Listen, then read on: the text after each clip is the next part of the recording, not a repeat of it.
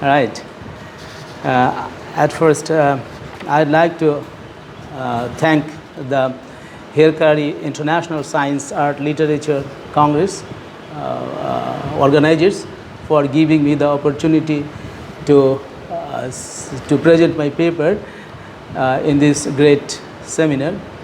A seminar? No, it is actually a great congress going to be held between 11th to 23rd at Hakkari, Turkey. Hakkari is a very good city and it is a very good province with approximately 60,000 people.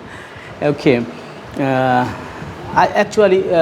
Today my paper is National Education Policy 2020, the perspectives or prospects and challenges. Actually, I had written a book in 2021 after the publication of National Education Policy 2020. On the basis of that, I will present my paper. The title of my paper is National Education Policy 2020, its prospects and challenges. India is the world's largest populated country. It is also the 5th largest economy in the world, and this country is having multiculturalism. Here multi-religious people from different religions, different cultures, different language group live together, and this is a vast country actually. And in regard to national education policy, the last education policy was formulated in 1986 and it was modified in 1992 then, and so it after 30 years in 2020 the government of India formulated a national education policy, because you see in the meantime United Nations already declared Millennium Development Goal. Millennium Development Goal was declared in 2000, where goal number 2 sought to achieve universal primary education, and the universal primary education was achieved almost to a great extent around the world. But still there were gap, and to fulfill the gap in 2015 again the United Nations declared Sustainable Development Goal. Total goals were 17. Out of that there was one goal that sought to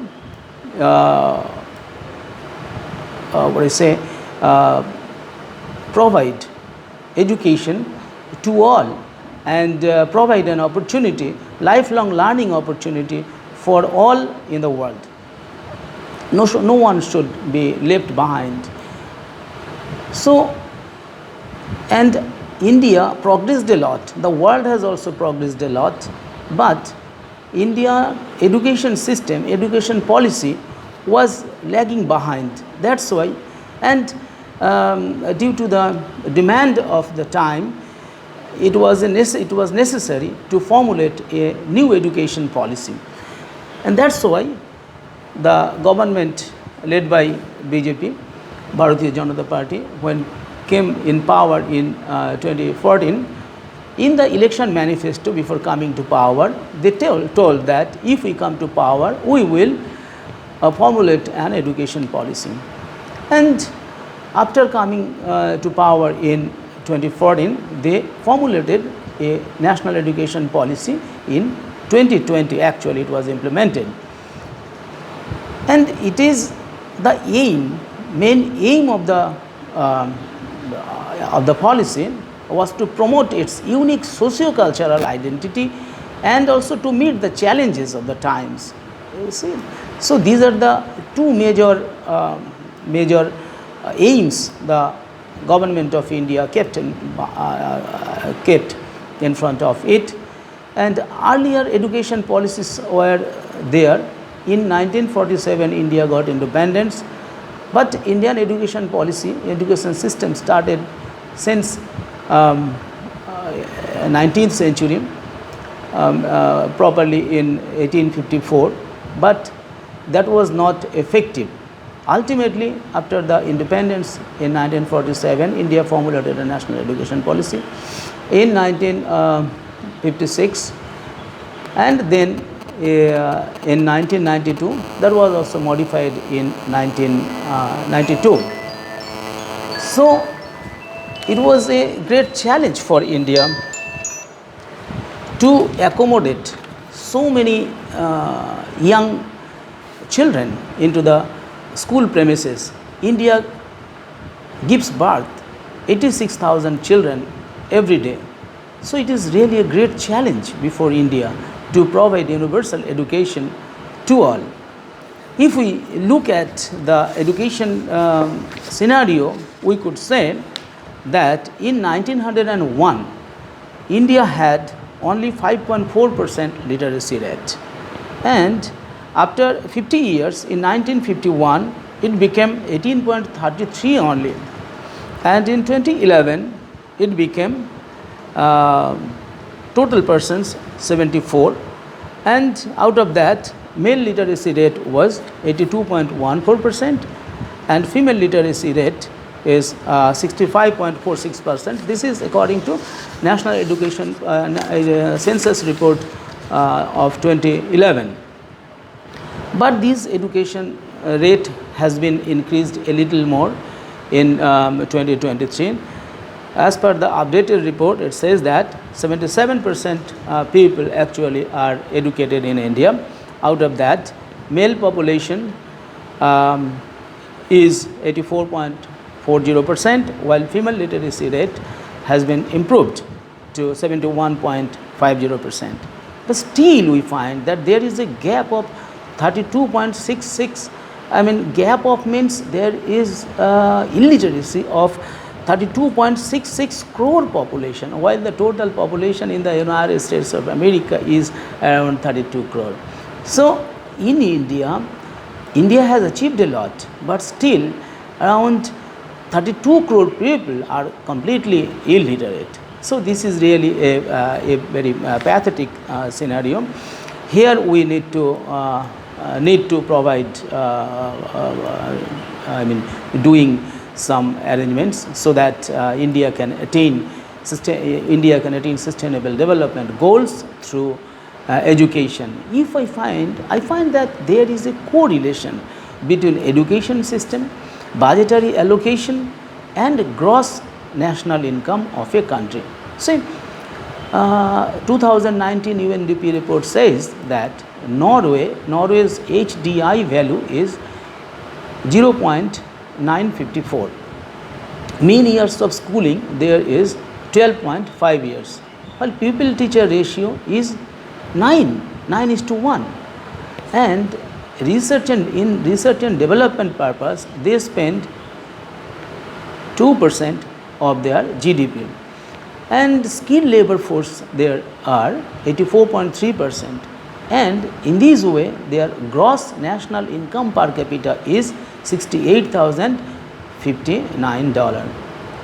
The same in the UK is 43,602, and they have total mean years of schooling is there 13.3%, whereas in India students mean years of schooling, mean years of schooling average most Indian students read or study for 6.5 years only, and budgetary allocation is only 3.8%, right. So India's gross national per capita income is also very low in comparison to other countries. We find that $6,829 according to UNDP report 2019, right.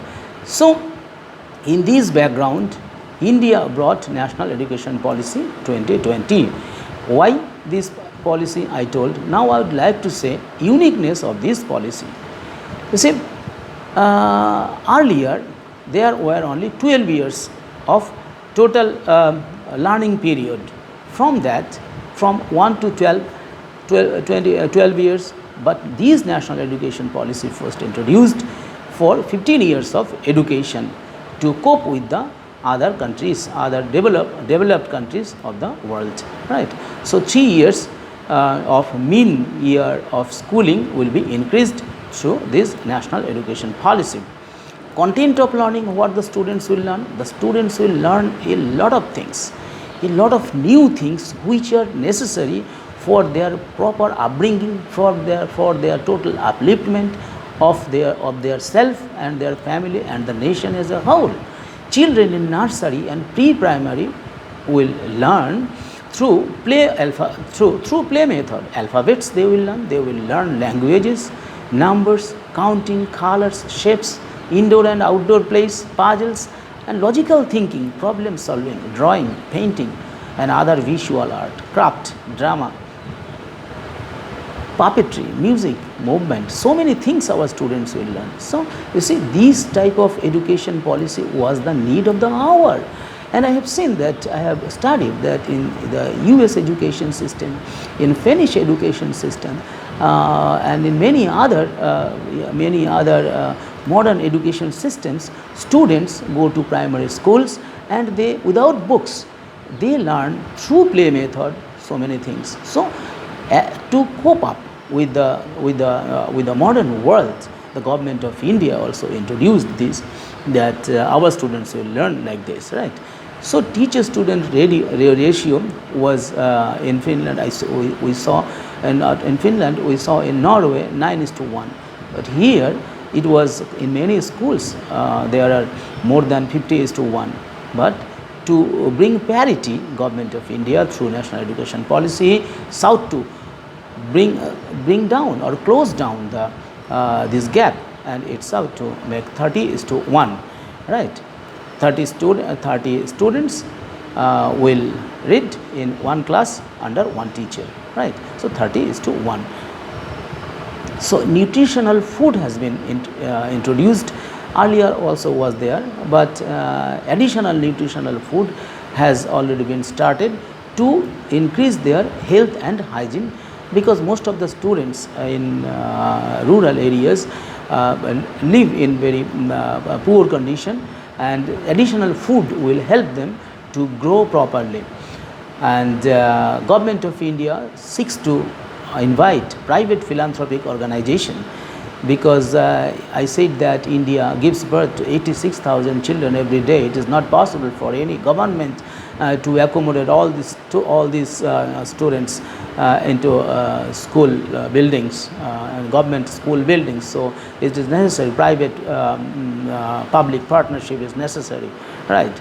So the courses will be now flexible, right, and the medium of instruction will always be local language. It is said that from primary to elementary level, secondary level, and even university level, the government seeks to introduce local languages, right, or regional languages for learning. And now it is even medical examination, medical courses in some places have also started with regional languages. I am not saying whether it is good or bad, but it is saying that many students will be benefited if they get the opportunity to learn through their own or mother tongue. So opportunity, another aspect is that opportunity to learn foreign languages in schools. Indian government has introduced through national education policy to introduce Korean language, Japanese language, Thai language, French, German, Spanish, Portuguese, and Russian languages in addition to classical and English languages. Traditional Indian values, skills and capacities will also be taught. This was very much necessary. I recommended many times that these are the things which will make a country great. What are the things? The things are that skills and capacities are the basic needs of the time now in the 21st century.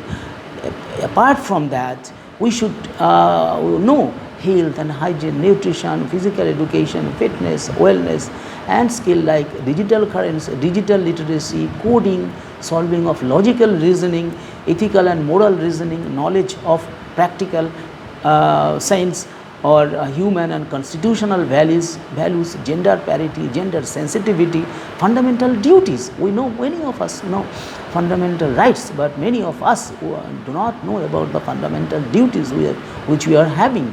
Environmental awareness, so many new things our students have started learning through National Education Policy 2020. Right.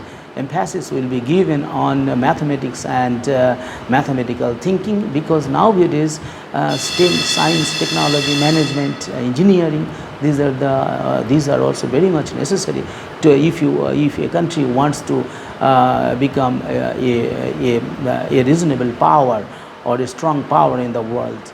And then vocational training, because India has a great aim. India wants to become a manufacturing hub by replacing China. So vocational training was very much necessary or essential. So the earlier education policies had given emphasis to introduce vocational training from class 5, from class 8. But these education policy 2020 will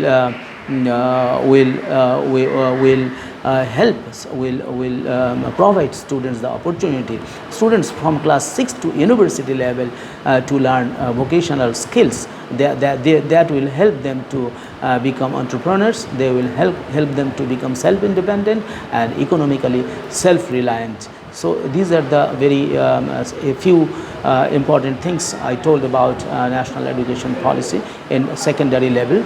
And after that there will be a national assessments of PAROK, or performance assessment review and analysis of knowledge and holistic development, a standard setting body under Ministry of Education will be set up. And the National Testing Agency has also been set up, and so our higher education system has also been changed substantially to fulfill the need of the 21st century, because India wants to be a global power. India wants to be the superpower. India wants to be the first economically developed country. So for all those things, and India ultimately wants to be a superpower by 2047, when India will celebrate its 100th years of independence. So many things are there. That's why, keeping all those things in mind, the government of India has introduced this education policy. Many people are complaining that there are so many lacuna, there are so many problems, but actually you see that India is doing all these things because India wants to take, the government wants to take India to a better place for our children and for our grandchildren. But I will not say that Indian national education policy is completely free from problems. There are so many problems, because India is run, or India is ruled by different political parties in different states. So different political parties are having their different ideologies. Many of them were reluctant to introduce this system. India's large number of population is another obstacle to implement, and India's gap between rural and urban areas is another problem. So all those things are really these are the major problems I told about. Quality teachers are really having quality teachers are not available. Indian budgetary allocation is also very low. So these are the problems. So keeping all these things in mind, I would like to say that India being a very big country, India being a very large country, India being a multi-religious, multicultural country, it will take time, a little time to make this, to make to implement this policy properly. And once it is implemented properly, I am very much hopeful that our country will reach in the top. And not only India, the world as a whole will be benefited if Indian national 2020 policy is properly implemented, because many other countries will be benefited. There is a provision of collaboration, because India government seeks collaboration with the top 100 universities of the world. They should come here in India and set up their campuses, and we can also start our exchange program, student exchange program, teachers exchange program, and exchange of knowledge. These will help us. These will help mutually help the world to grow in a good way, or in a better way, where there will not be fear of war, where there will not be fear of bullets, where there will not be fear of violence. So with all these things, though it is a very big article, I will have to close here. I have written a book in 2020. In 2021, the name of the book is National Education Policy 2020: The Key to Development in India. So this is a very good book. I would request you to see the book. It will give you an idea about the entire education policy and education system, what the government wants to achieve. So with these words, I would like to conclude my presentation here. Thank you very much. Namaskar.